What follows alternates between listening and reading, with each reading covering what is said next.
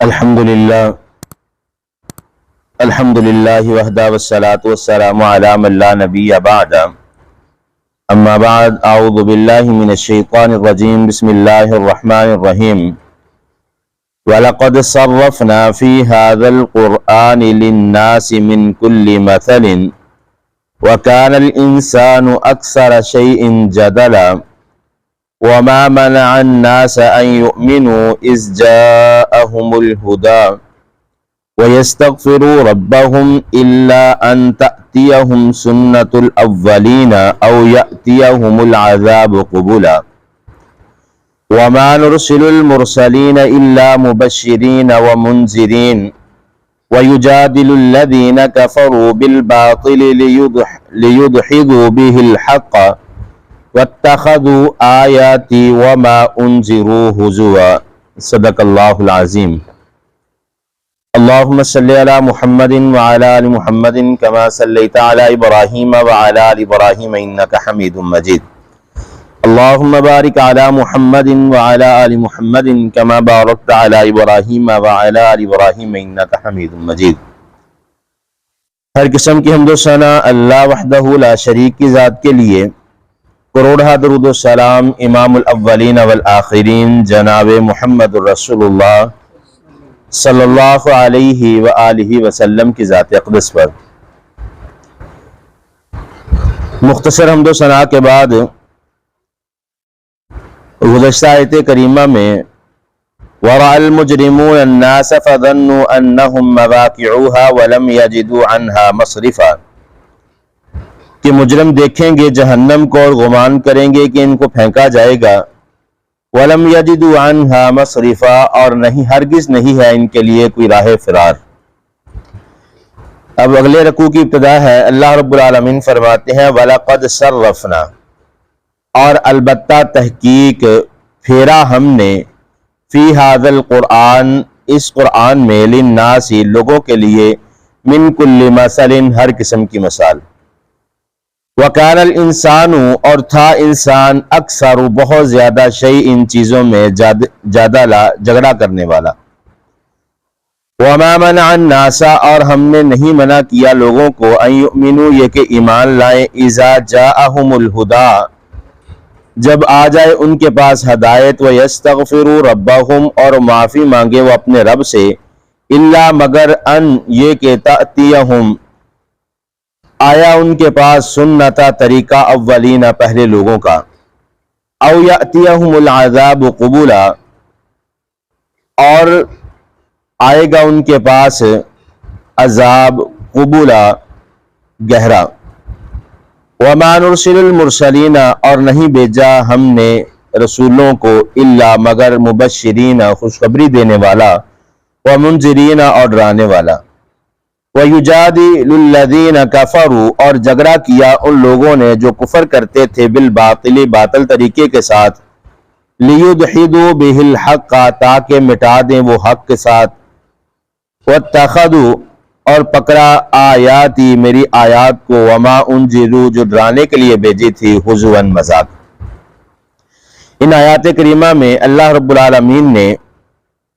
ابتدا میں وَلَقَدْ صَرَّفْنَا فِي هَذَا الْقُرْآنِ، صرف عربی زبان میں اس کا معنی ہے چیز کو پھیر پھیر کر واپس لانا۔ وَلَقَدْ صَرَّفْنَا اور پھیرا ہم نے، فِي هَذَا الْقُرْآنَ لِلنَّاسِ مِنْ كُلِّ مَثَلٍ اللہ رب العالمین فرماتے ہیں قرآن پاک میں ہم نے پھیر پھیر کر قصوں کو ذکر کیا، مثالوں کو ذکر کیا تاکہ لوگ اس سے کچھ سمجھ سکیں۔ یعنی قرآن پاک میں بے شمار ہدایت کی باتیں ہیں، بے شمار حکمت کی باتیں ہیں، بے شمار لوگوں کے قصے موجود ہیں۔ اسی صورت میں 3 قصوں کا تذکرہ جیسے اس صورت کے شان نزول میں میں نے ذکر کیا، اسی طرح سارے قرآن میں اللہ رب العالمین نے بے شمار مثالیں بیان کی،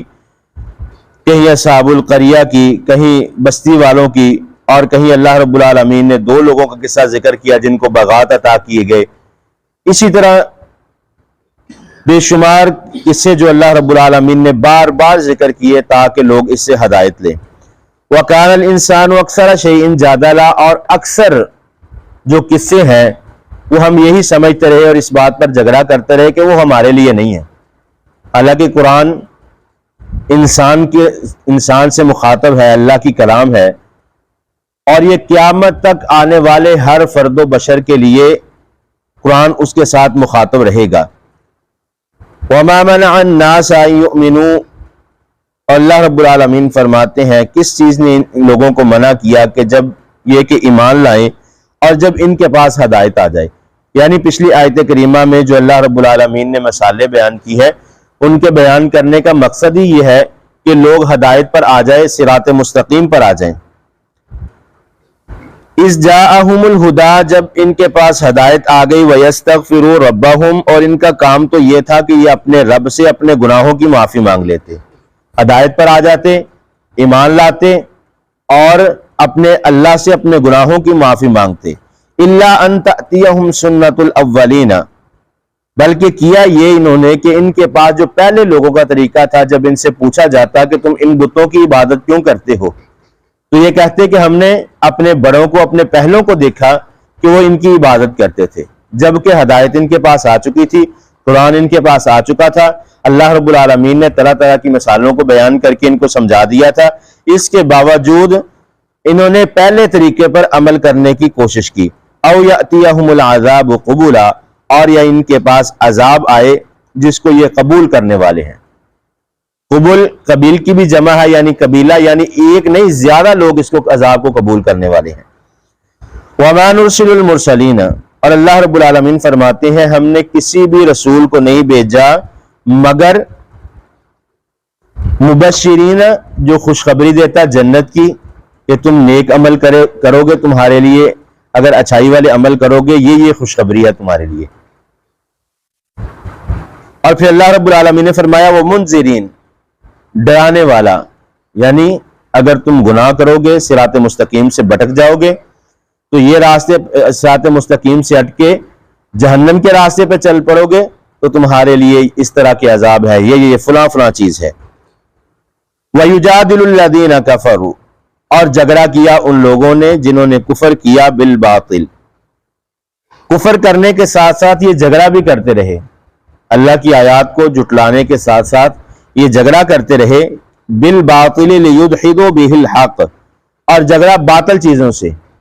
تاکہ حق کو مٹا سکیں، تاکہ حق واضح نہ ہو جائے ان پر۔ جیسا کہ قرآن پاک کی ایک آیت ہے کہ تم نماز کے قریب ہرگز نہ جاؤ، ایک چھوٹا سا لفظ ہے قرآن کا۔ تو اگر اس پوری آیت کے اسلوب کو پڑھے تو پتہ چلتا ہے کہ جب وہ لوگ نشے کی حالت میں ہوتے تو انہیں منع کیا گیا، یا نیند کے عالم میں منع کیا گیا کہ نماز کے قریب نہ جاؤ، کیونکہ اللہ رب العالمین نے انسان کے لیے اتنی آسانیاں پیدا کی۔ اگر کھانا حاضر ہو تو نبی صلی اللہ علیہ وسلم نے فرمایا کہ نماز کا وقت ہو جائے، تمہیں بھوک لگی ہے، کھانا سامنے پڑا ہے، تو نماز کو چھوڑ کر پہلے کھانا کھاؤ۔ اگر زیادہ نیند آ رہی ہے پہلے نیند کو پورا کرو پھر نماز کو پڑھو، یعنی انسان کے لیے اللہ رب العالمین نے ہر قسم کی آسانیاں پیدا کی ہیں،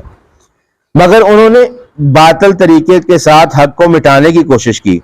وَاتَّخَذُوا آیاتی، اور پکڑا انہوں نے میری آیات کو، یعنی قرآن پاک کی ان آیات کو، وما انذروا، جو ڈرانے کے لیے بھیجی گئی تھی، لیکن یہ اس کے ساتھ مذاق کرتے رہے، یعنی قرآن پاک کی جو آیت ڈرانے کے لیے بھیجی جاتی اس کے ساتھ مذاق کرنے والے تھے۔ یعنی ان تینوں آیات کا جو نچوڑ ہے کہ یہ قرآن پاک اللہ رب العالمین نے انسان کی ہدایت کے لیے نازل فرمایا۔ جب ہمارے پاس قرآن آ گیا، قرآن کی آیات آ گئی، اللہ کی نشانیاں آ گئیں، تو پھر ہمیں اسے قرآن کو پڑھ کے ہدایت حاصل کرنی چاہیے، ہدایت طلب کرنی چاہیے۔ اور اگر ہم قرآن کو پڑھتے بھی ہیں، ہدایت نہیں طلب کرتے، اللہ پر ایمان نہیں لاتے، بلکہ ان آیات کا مذاق اڑائیں گے، تو او یأتیہم العذاب قبولا، پھر ہم عذاب کو خود ہی دعوت دے رہے ہیں۔ اور نبیوں کو بھیجنے کا مقصد خوشخبری دینا، جنت کی خوشخبری دینا اور جہنم سے ڈرانا۔ اور اگر کوئی شخص باطل کے ساتھ حق کو زائل کرنا چاہے، حق کو ختم کرنا چاہے تو وہ ہرگز نہیں کر سکتا۔ وَاتَّخَذُوا آیَاتِي وَمَا أُنذِرُوا هُزُوًا، اور یہ مشرکین مکہ کی طرف اشارہ ہے جو ڈرانے والی آیات کو لے کر اس کے ساتھ مذاق کرنے والے تھے۔ دعا ہے اللہ رب العالمین عمل کی توفیق عطا فرمائے۔ وَأَقُولُ قَوْلِي هَذَا أَسْتَغْفِرُ اللَّهَ لِي وَلَكُمْ۔